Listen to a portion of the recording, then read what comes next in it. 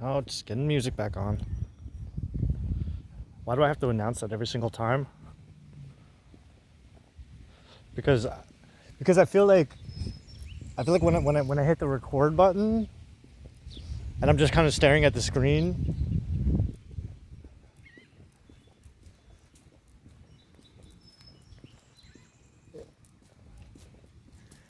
it looks silly.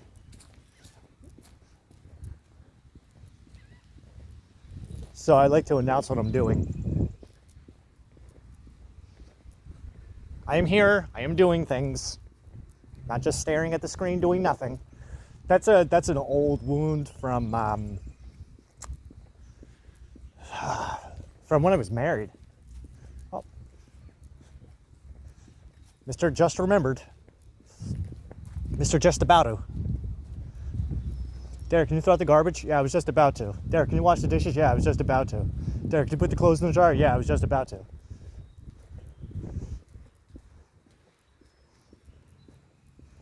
She hated it when I said that. Mr. Just about to. I wasn't lying. I was just about to. Because I could sense.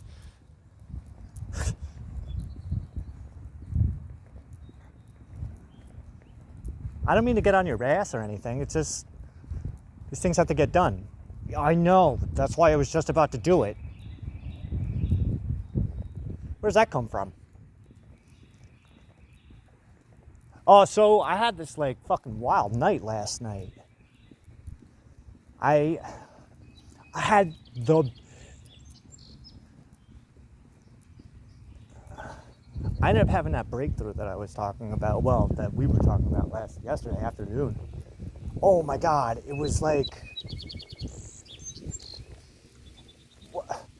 it was like a shockwave that went right to my fucking core and broke through the crust. I think I may have healed, or at least begun, the healing process of probably one of the oldest, ickiest, hardest wounds that tell me that it goes down my ancestral line. It's become my new favorite mental disorder. Imposter syndrome. Oh, God. Oh, my God. It's so good.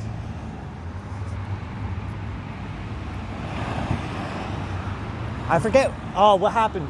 So I ended up going a little bit deeper into my Gemini journals. I was down to the last three.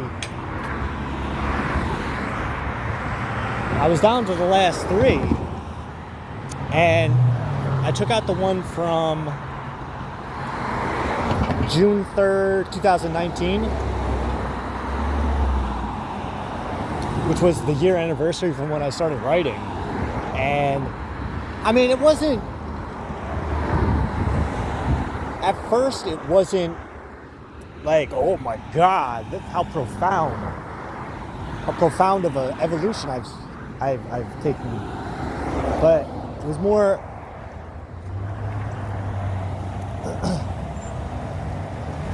like some of the entries were just like kind of grimy, in the sense that, I don't know, it's hard to go back then because I was living a completely different life back then. I wasn't living in my mom's spare room. I actually had a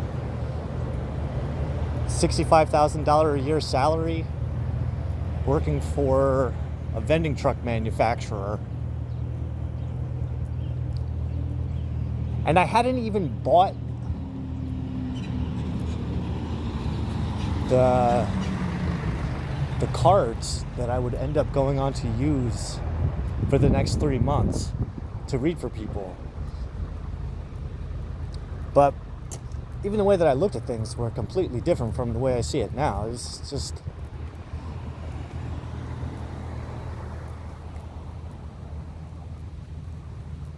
I guess the cringe comes from just having a look at the past like that. But the trick is, by feeling the cringe, by feeling that like kind of shame, guilt, fear that comes up from it, like, oh, I don't want to know what the fuck I wrote.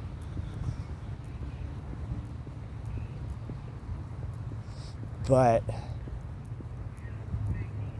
I did an experiment last night. So what I did was, after I read that entry, I started writing about it, because that's what I do. Like, I'll read them and then I write about them.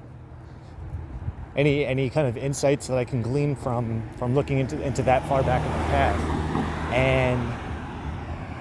And what ended up happening was, I noticed, because of everything that was going on at that time, because after reading it, I was kind of having some flashbacks about the things that were coming. Oh no, that was before. That was in March, right? Yeah, the one I was reading was in March. So,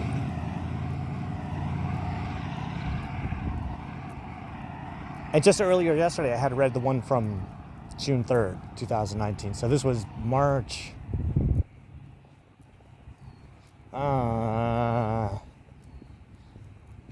March 16, something like that. But either way, I knew kind of the general floor plan for what takes place over the next couple weeks, next couple months, next couple years. And one of the entries, I noticed that I was talking some shit. But I was talking some shit on my family members. And justifiably, from the perspective of me back then. I mean, I understood why, but it still made me feel dirty, you know? It's like, oh, I can't believe I said that. And meant it. But what I did was, I don't know, something just popped in my head. Like, earlier in the day, I was kind of scrolling through Facebook, and in one of the groups I'm in, somebody had asked the question, like, what advice would you give your younger self? So that was still kind of fresh in my mind. And as I was writing about this entry, I thought exactly that. What advice would I give my past self? And what advice would my past self give to me? And even the people that my past self was talking about. So basically what happened was, I just kind of like got into this mental space of that version of me, and I started to kind of explain myself as if I was explaining myself to the people I was referring to in the journal entry. But as I was continuing to write, it was kind of like bringing up a bunch of shit, like you do you even know who the fuck I am? Like where I've been, what I've been through? I appreciate you attempting to give me advice, but you have to understand that I don't tell you how to do your job. Don't tell me how to do my job. Because the reason things are the way that they are is because of me. It's no one else's fault.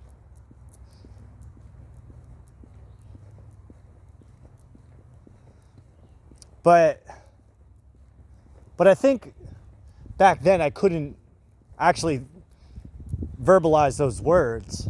But looking back on the past with the eyes of the future, I could look at it and go, I fucking totally get why I did that. I know what I was losing my shit over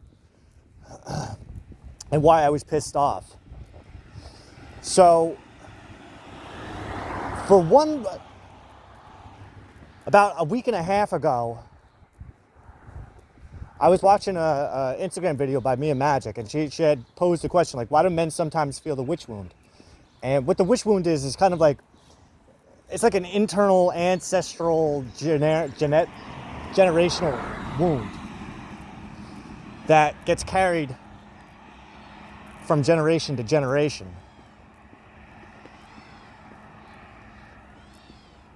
It's a wound in women that kind of is perpetrated by their external experiences in terms of fear of persecution. But also it comes from the flip side too, because there's witches today that were actually witch hunters back then. And part of their karmic justice is to live as witches today.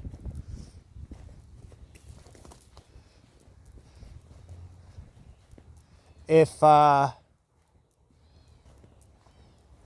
you can accept karma, dharma, and reincarnation, it really isn't that difficult of a concept to wrap your head around.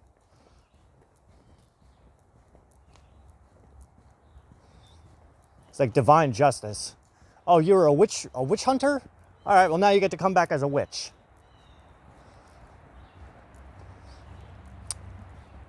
Now, I believe, just my own bloodline, just because of my own conjecture into it, is that I kind of played all three roles. Why do men sometimes feel the witch wound? Because sometimes men were fucking dragged out of their house, tortured and burnt, just like the women. But at the same time, that the purpose of a man is kind of to be the provider, the protector. And if you fail at that job, which I can relate to as a divorcee and estranged father,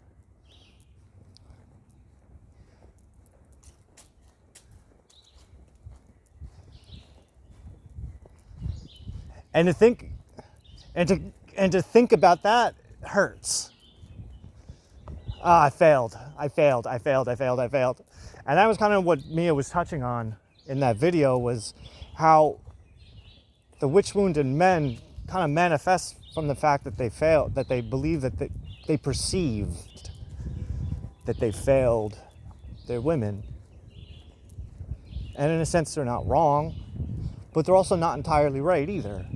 Because you have to consider that back in those times, that was a transitional period where the pagans and witches were kind of being, well, for all intents and purposes, being snuffed out to make way for the new religion to take over and solidify itself as the one new system, the one true system.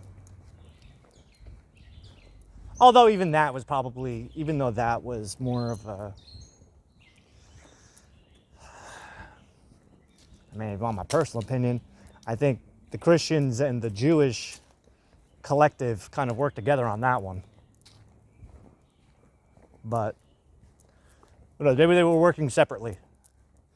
I mean, I don't think it's coincidental that Christianity took over, but yet still Judaism kind of stays in the shadows a little bit. I mean, they're coming out more and more now. And there's a reason why they're coming out more and more now. It's because they're looking for someone.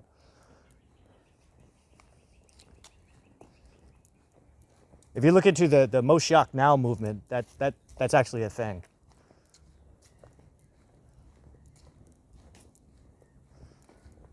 Moshiach, it's a Hebrew word that means Messiah.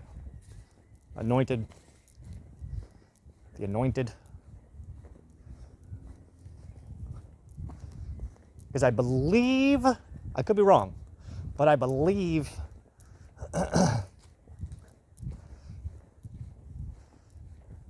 it's not unlike Dune, where the Kwisatz Haderach, Muad'Dib, would be born outside of the Fremen culture. It's like in the book they say, he will be born of your tradition. He will know your ways as if he was born with them.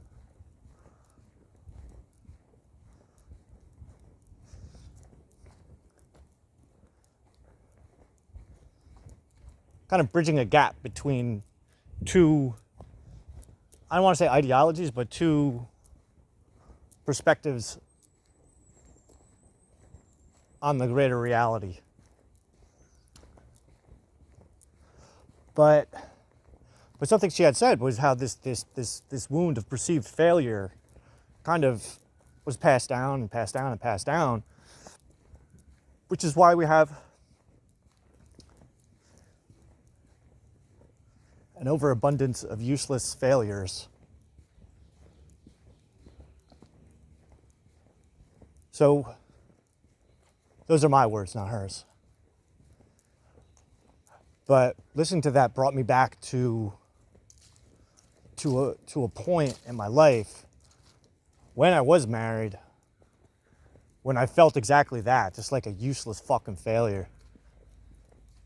I was good for one thing, going to work and paying the bills. That's it. Everything else I fucking was useless, basically all but useless.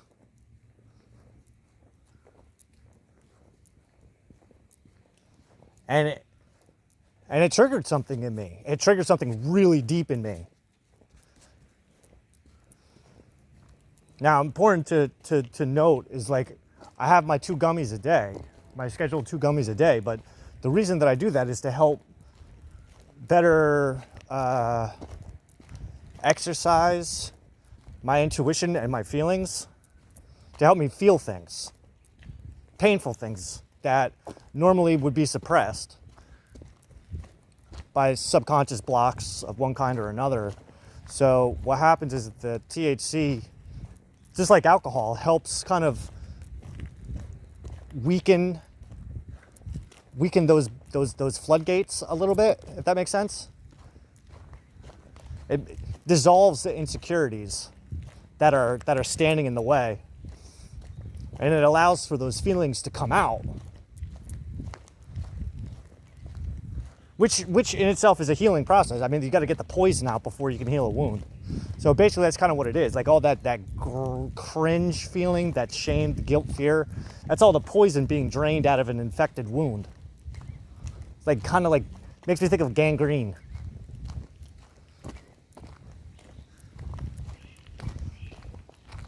A gangrenous wound that needs to be fucking drained. So over the past week and a half or so, I've kind of been coming face to face with that.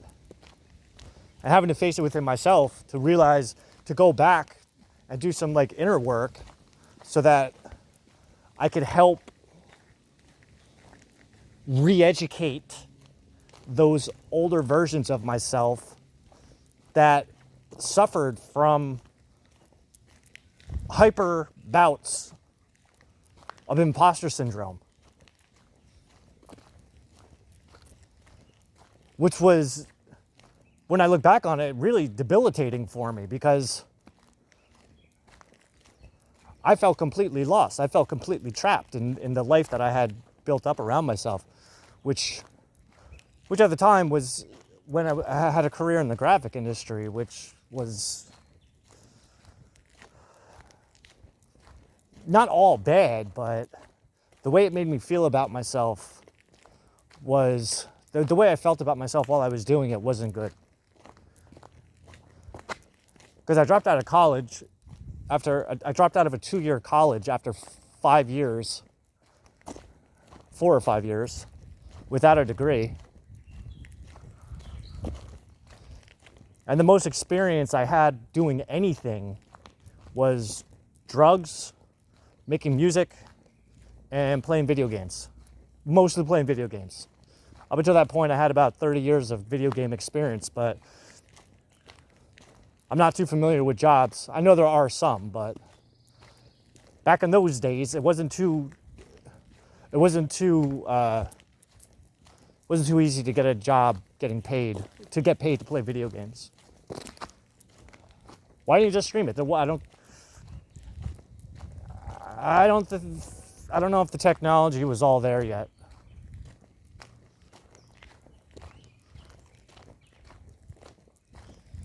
But could make a left there, but we're gonna go straight. We're just gonna go take the long route. But Oh, you know what? Maybe we'll see if we can find some runes. Do you ever go rune hunting? It's like Easter egg hunting, but with runes. Not just any runes. Elder Futhark runes. The trick is to see them in nature.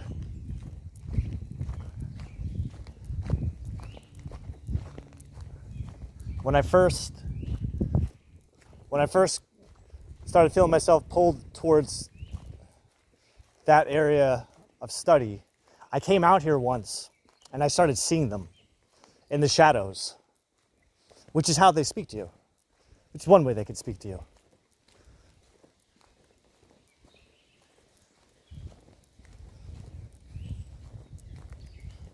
But if you keep your eyes open,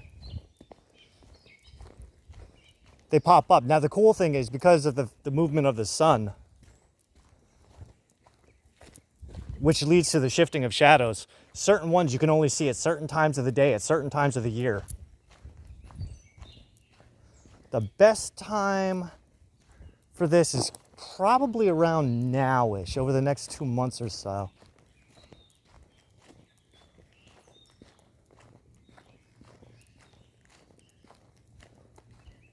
I mean, sometimes you can see them in trees,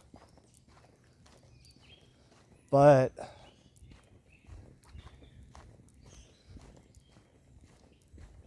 that takes a little bit of work. Sometimes seeing them in the shadows is a little bit easier. Yeah, so last night while I was writing about that entry and kind of like channeling my older self, just something kind of clicked into place about this whole imposter syndrome thing.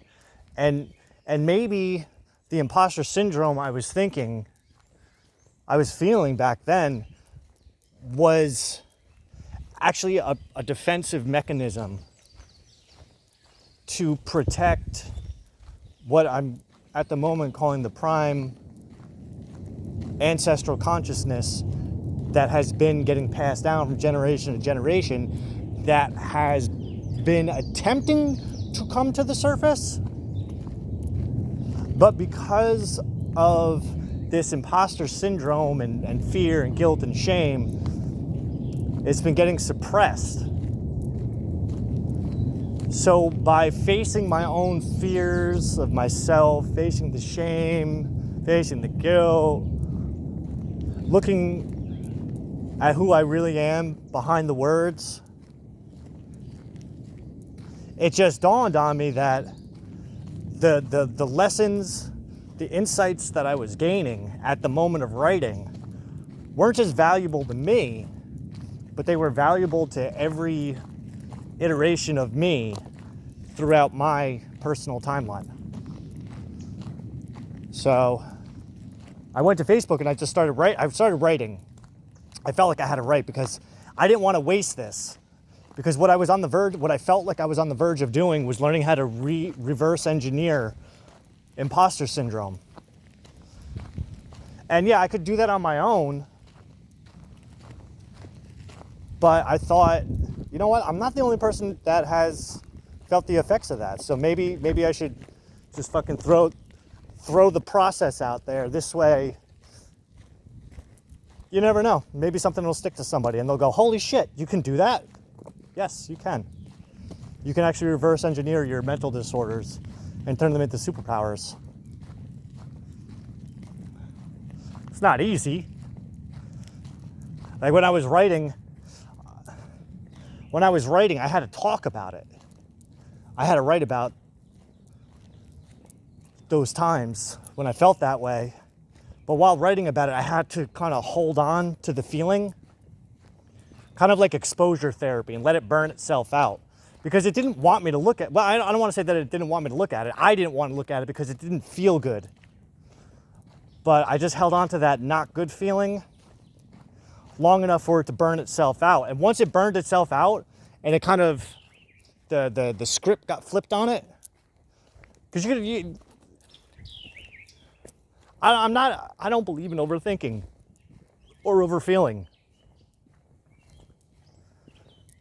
Because it's been my experience with my own feelings and my own thoughts that you hold on to a negative feeling, a negative emotion for long enough, eventually it's going to burn itself out and it's going to switch polarities.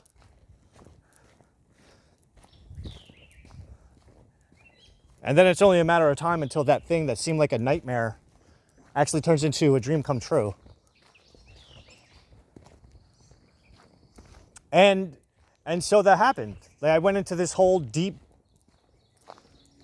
thing where